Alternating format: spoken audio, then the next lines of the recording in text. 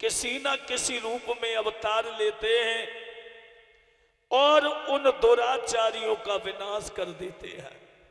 वैसे तो तुलसीदास ने यह भी लिखा है कि जब जब होई धर्म की हानि,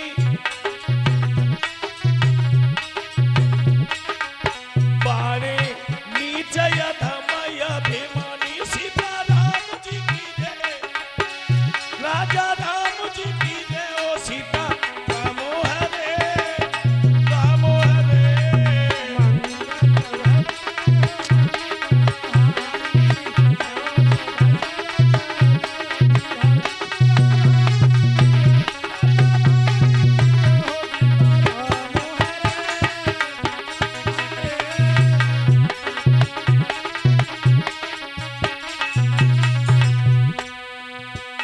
बाबा तुलसीदास लिख रहे हैं,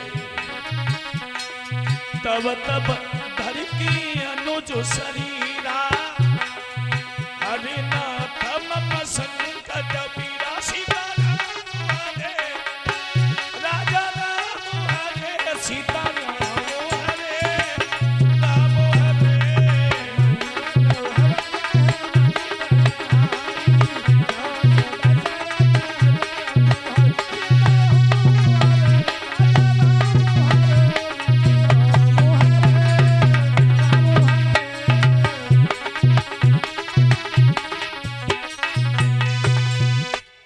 यानी जब जब भूतल पर अत्याचार होता है तब तब भगवान किसी न किसी रूप में अवतार लेते हैं।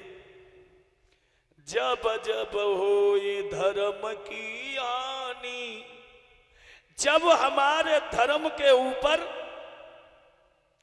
अत्याचार बढ़ने लगता है, पापियों का आतंक बढ़ने लगता है, धर्मात्माओं को सताने लगते हैं, तो तब भगवान किसी न किसी रूप में अवतार लिया करते हैं। भक्तों, अभी आप लोग कथा श्रवण कर रहे थे, महाराज हरिश्चंद्र जो त्रिशंकु के पुत्र हैं, महाराज हरिश्चंद्र त्रिशंकु के पुत्र हैं। ये अयोध्या के राजा थे। इनकी धर्म पत्नी का नाम था तारा, दूसरा नाम एक और आया है सेव्या। तारा का दूसरा नाम एक और आया है सेव्या। कई कई लोग प्रश्न कर भी देते हैं, तारा किसकी बेटी थी? तारा जो थी ये दानवीर राजा शिव की बेटी थी। तारा के पिता भी बहुत बड़े दानी थे, हरिश्चंद्र तो उनके सामने कुछ भी दानी नहीं थे। हैं? तारा के पिता इतने बड़े दानी थे कि एक बार इंद्र और अग्निदेव कबूतर बाज बन करके गए। महाराज अपने यहां सभा में गद्दी पर बैठे हुए थे, और जब गद्दी पर बैठे थे, कबूतर जाकर के महाराज शिव की गोदी में गिर गया। प्रभु मेरी जान बचाओ, ये मुझे बाज खा लेगा। और बाज कहने लगा, प्रभु मेरी जान बचाओ, अगर मेरा भोजन ये नहीं मिला तो मेरी जान चली जाएगी। अब दानवीर शिव बड़े अचंभे में, इधर कुआ इधर खाई। अगर कबूतर बाज को देते तब भी धर्म जा रहा है, और नहीं देते अगर बाज मर रहा है फिर भी धर्म जा रहा है। तो महाराज शिव ने प्रार्थना की है, देखो हमारा धर्म है कि आपकी जान की रक्षा करें। जितना कबूतर में वजन है, कबूतर में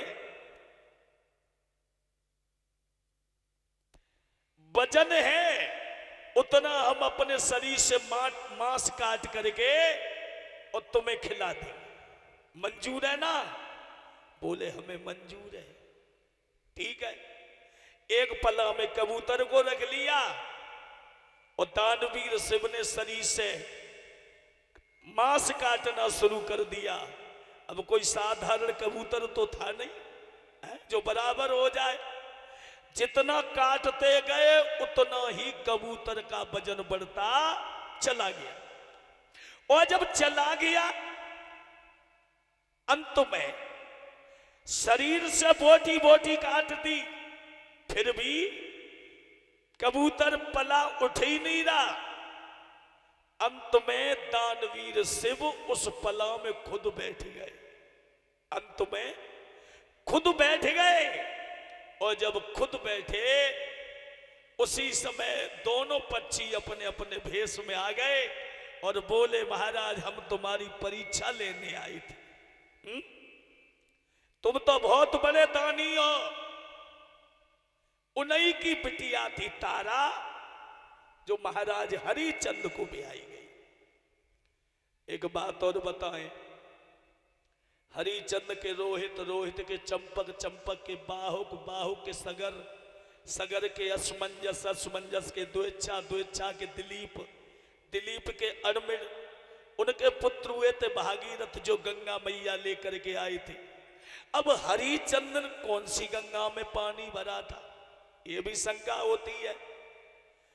जब हरिचंद की परीक्षा हुई थी तो यमराज, यमराज कालू नाम के मेहतर बने थे काशी में, धर्मराज ब्राह्मण बने थे काशी में, विश्वामित्र सुअर का भेष रखा था, और गंगा मैया 35 दिन के लिए भूतल पर आई थी अयोध्या में और काशी में। ये अब विश्वामित्र सूकर बनने के बाद, क्योंकि हरिचंद की परीक्षा जब प्रारंभ हुई है तो विश्वामित्र ने सूकर का भेष रखा। वैसे तो ये बताते हैं, कुछ प्रमाण ये भी मिला है कि हरिचंद के ऊपर कालू नाम के मेहतर का कर्ज था। इनके पिता त्रिशंकु एक बार चांडाल हो गए थे, गुरु पिता गाय के श्राप से ये चांडाल हो गए थे। तो कालू नाम के मेहतर की पत्नी ने पानी डाला था, तब ये त्रिशंकु हुए थे, ऐसा भी प्रमाण मिला है। मगर हरिचंद की जब परीक्षा हुई तो कहां से प्रारंभ होती है? सुअर से। विश्वामित्र सुअर बने और सुअर को पालने का काम होता है वाल्मीकि का, यानी देहात में जिसे मेहतर बोला जाता है। निम्न जाति, निम्न जाति वाल्मीकि पालते। तो विश्वामित्र सुअर बन करके हरिचंद की बगिया गुजार दिया। उजाड़ने के बाद और जब महाराज हरिचंद के बाग को उजाड़ दिया, माली लोगों ने जाकर के हरिचंद को बताया, तो हरिचंद ने एक बात कही है, शाम के वक्त पे दुश्मन भी आ जाए उसे भी घर में प्रेम से बैठाना चाहिए। और एक बात बताऊं, तुम्हारा जीवन में कितना ही बड़ा दुश्मन क्यों ना हो, जब एक दिन वो दुनिया छोड़ करके संसार को चला जाए और शमशान के लिए लोग लेके जाएं, कितना ही बड़ा दुश्मन हो, अंतिम यात्रा में उसके शमशान तक जरूर जाना। चाहे घर से परदेश में जा रहे हो, किसी की अर्थी जा रही है, तो ज्यादा न चलो तो 5 कदम जरूर उसके पीछे चलना। ये हमारा धर्म कहता है। सुअर बनके विश्वामित्र ने सारे बाग को उजाड़ दिया, तो हरिचंद से कहा महाराज सुअर आ गया है। तो हरिचंद ने एक बात कही है, माली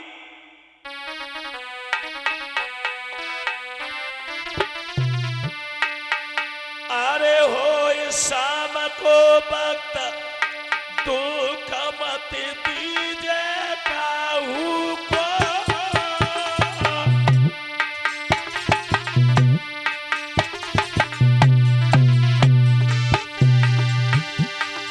अरे दुख मत दीजे काहू को।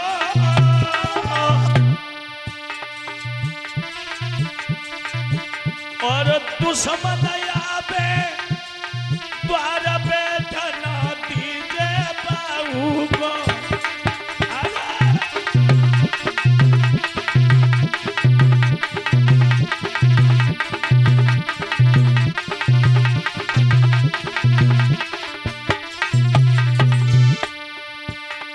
हरिचंद बोले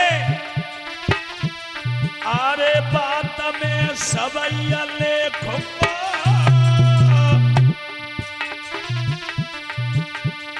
भोर हो तब बगिया में जाए सुअर कोई देखूंगा।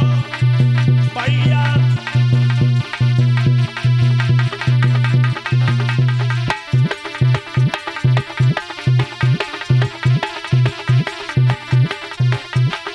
इसलिए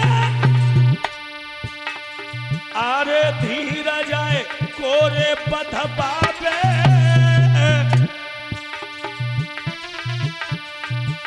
चाहे करियो कितनु पैर बखत सुधी अपने दिया में। भैया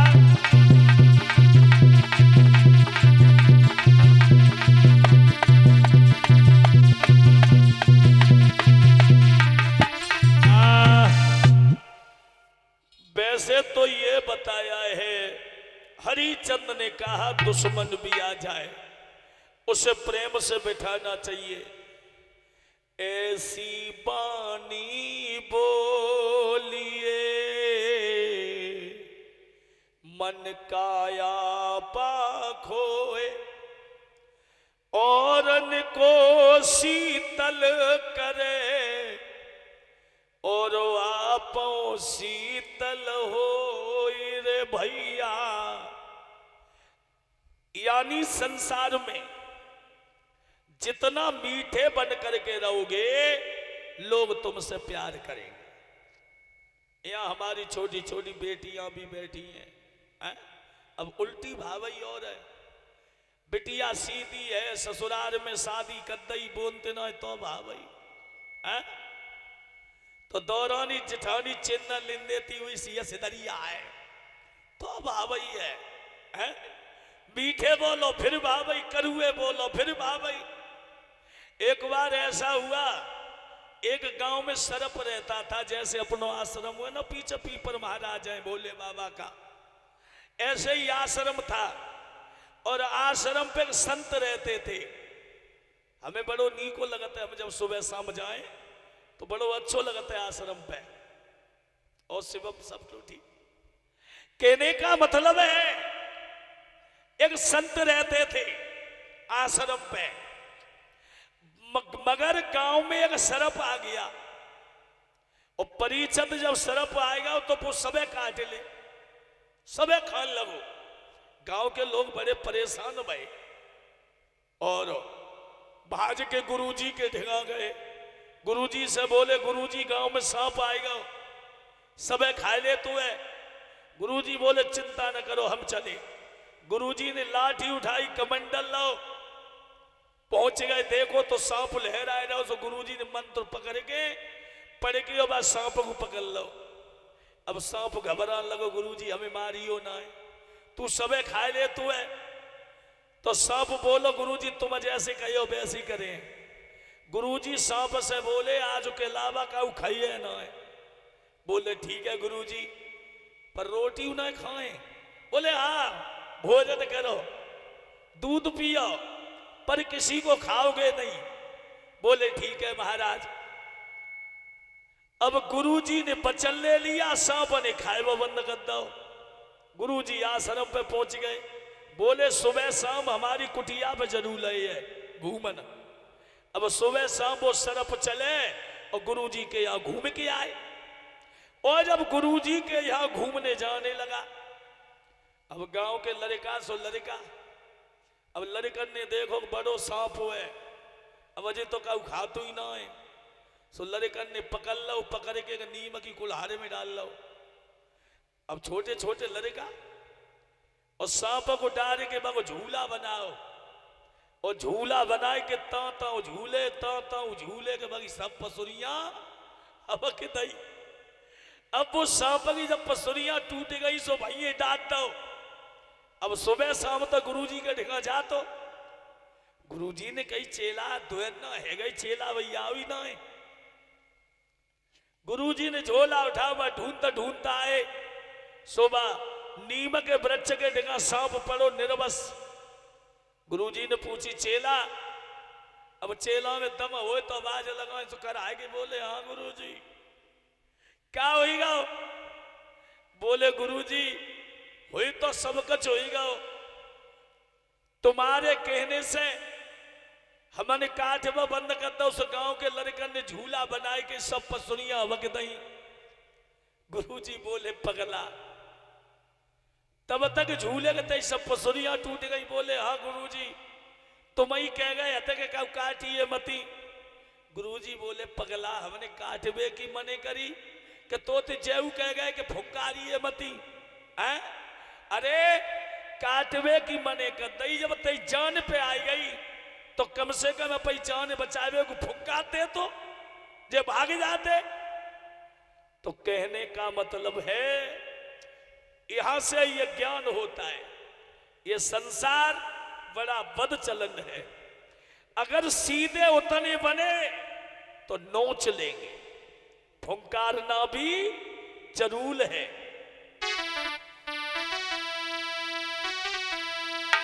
अरे ठग मिल गए चलता डगरिया में, लई धर्म की लूट गठरिया।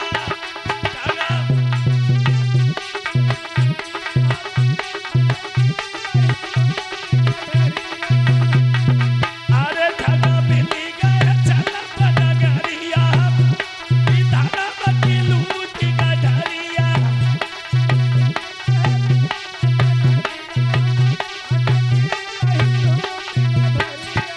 गौर करना,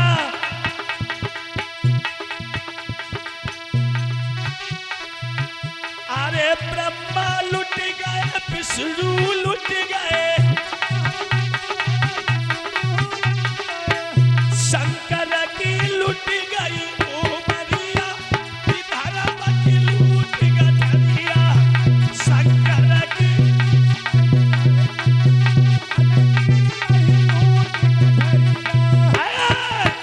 ठग मिल गए चलता डगरिया में, धर्म की लूट गठरिया।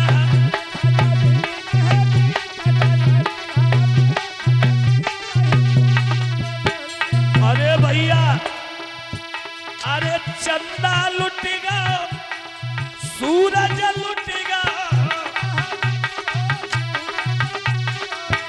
अब तारे लुटे अधरिया में, लई धर्म की लूट गठरिया।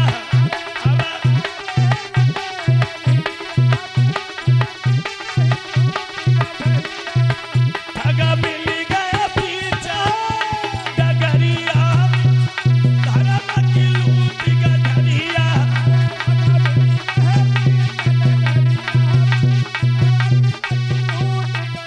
बोलिए गोविंद भगवान की।